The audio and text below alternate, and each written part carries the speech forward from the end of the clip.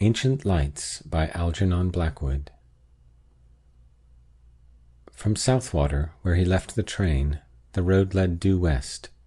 That he knew, for the rest he trusted to luck, being one of those born walkers who dislike asking the way. He had that instinct, and as a rule it served him well. A mile or so due west along the sandy road till you come to a stile on the right, then across the fields. You'll see the red house straight before you. He glanced at the postcard's instructions once again, and once again he tried to decipher the scratched-out sentence, without success. It had been so elaborately inked over that no word was legible. Inked-out sentences in a letter were always enticing. He wondered what it was that had to be so carefully obliterated. The afternoon was boisterous, with a tearing, shouting wind that blew from the sea, across the Sussex Weald. Massive clouds with rounded, piled-up edges cannoned across gaping spaces of blue sky. Far away, the line of downs swept the horizon, like an arriving wave. Shank Tonbury Ring rode their crest, a scudding ship, hull down before the wind. He took his hat off and walked rapidly, breathing great draughts of air with delight and exhilaration. The road was deserted. No horsemen, bicycles, or motors.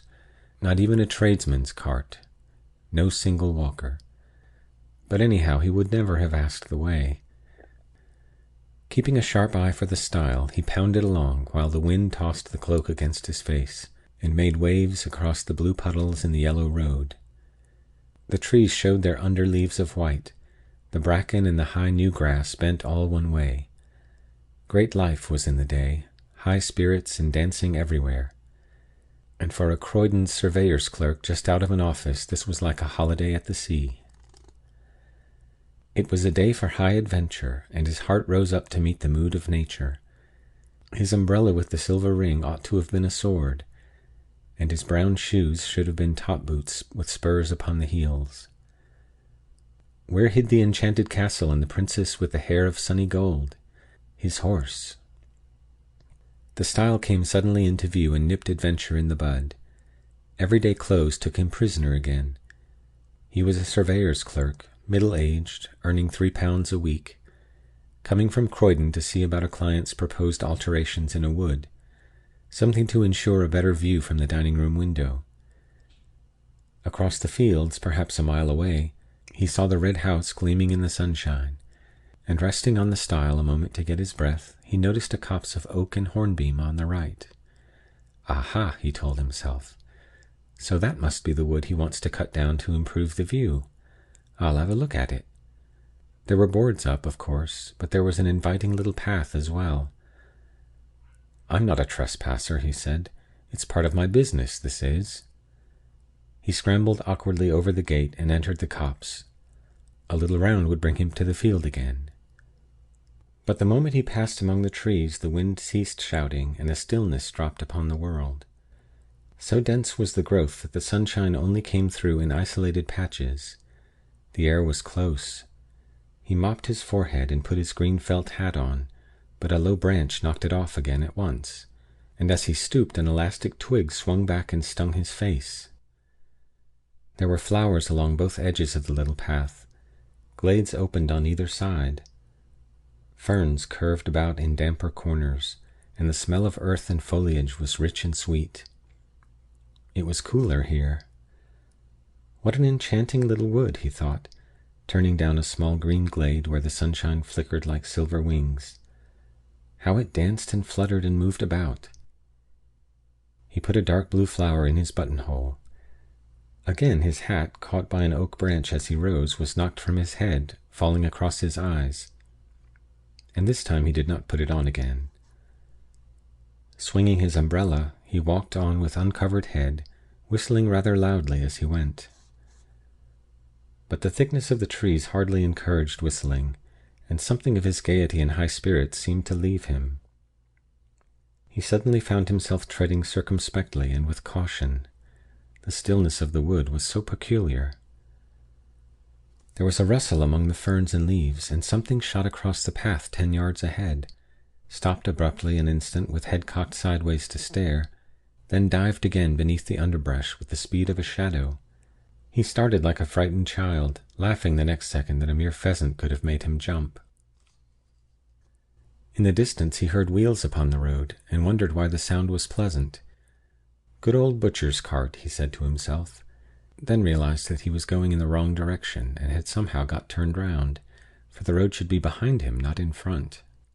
And he hurriedly took another narrow glade that lost itself in greenness to the right. "That's my direction, of course," he said. "The trees has mixed me up a bit, it seems." Then found himself abruptly by the gate he had first climbed over. He had merely made a circle.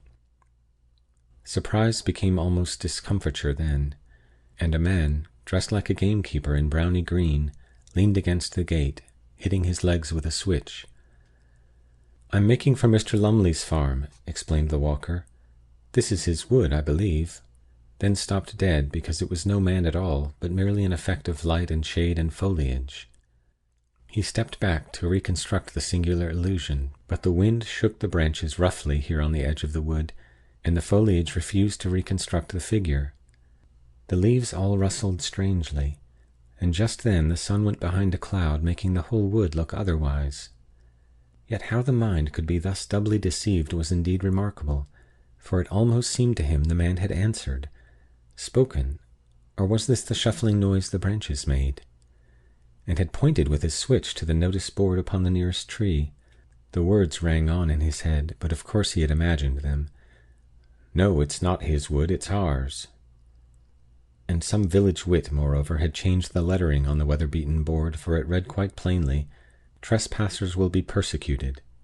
And while the astonished clerk read the words and chuckled, he said to himself, thinking what a tale he'd have to tell his wife and children later, "The blooming wood has tried to chuck me out, but I'll go in again. Why, it's only a matter of a square acre at most. I'm bound to reach the fields on the other side if I keep straight on." He remembered his position in the office. He had a certain dignity to maintain. The cloud passed from below the sun, and the light splashed suddenly in all manner of unlikely places. The man went straight on. He felt a touch of puzzling confusion somewhere. This way the copse had of shifting from sunshine into shadow doubtless troubled sight a little. To his relief at last, a new glade opened through the trees and disclosed the fields with a glimpse of the red house in the distance at the far end. But a little wicket gate that stood across the path had first to be climbed, and as he scrambled heavily over, for it would not open, he got the astonishing feeling that it slid off sideways beneath his weight and towards the wood. Like the moving staircases at Harrod's and Earl's Court, it began to glide off with him. It was quite horrible. He made a violent effort to get down before it carried him into the trees, but his feet became entangled with the bars and umbrella, so that he fell heavily upon the farther side, arms spread across the grass and nettles, boots clutched between the first and second bars. He lay there a moment like a man crucified upside down, and while he struggled to get disentangled, feet, bars, and umbrella formed a regular net, he saw the little man in browny green go past him with extreme rapidity through the wood. The man was laughing. He passed across the glade some 50 yards away, and he was not alone this time. A companion like himself went with him. The clerk, now upon his feet again, watched them disappear into the gloom of green beyond. "They're tramps, not gamekeepers," he said to himself, half mortified, half angry. But his heart was thumping dreadfully, and he dared not utter all his thought. He examined the wicket gate, convinced it was a trick gate somehow, then went hurriedly on again, disturbed beyond belief to see that the glade no longer opened into fields, but curved away to the right. What in the world had happened to him? His sight was so utterly at fault. Again the sun flamed out abruptly and lit the floor of the wood with pools of silver, and at the same moment a violent gust of wind passed shouting overhead. Drops fell clattering everywhere upon the leaves, making a sharp pattering as of many footsteps. The whole copse shuddered and went moving. Rain, by George, thought the clerk, and feeling for his umbrella discovered he had lost it. He turned back to the gate and found it lying on the farther side. To his amazement he saw the fields at the far end of the glade, the red house too, ashine in the sunset. He laughed then, for, of course, in his struggle with the gate, he had somehow got turned round, had fallen back instead of forwards. Climbing over, this time quite easily, he retraced his steps. The silver band he saw had been torn from the umbrella. No doubt his foot, a nail or something had caught in it and ripped it off. The clerk began to run. He felt extraordinarily dismayed. But, while he ran, the entire wood ran with him, round him, to and fro, trees shifting like living things, leaves folding and unfolding, trunks darting backwards and forwards, and branches disclosing enormous empty spaces, then closing up again before he could look into them. There were footsteps everywhere, and laughing, crying voices, and crowds of figures gathering just behind his back, till the glade, he knew, was thick with moving life. The wind in his ears, of course, produced the voices and the laughter, while sun and clouds, plunging the copse alternately in shadow and bright dazzling light, created the figures. But he did not like it, and went as fast as ever his sturdy legs could take him. He was frightened now. This was no story for his wife and children. He ran like the wind, but his feet made no sound upon the soft mossy turf. Then, to his horror, he saw that the glade grew narrow. Nettles and weeds stood thick across it. It dwindled down into a tiny path, and 20 yards ahead it stopped finally and had melted off among the trees.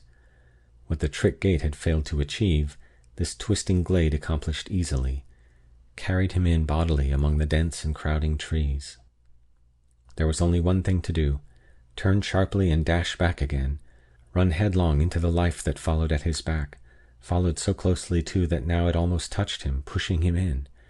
And with reckless courage this was what he did. It seemed a fearful thing to do. He turned with a sort of violent spring, head down and shoulders forward, hands stretched before his face.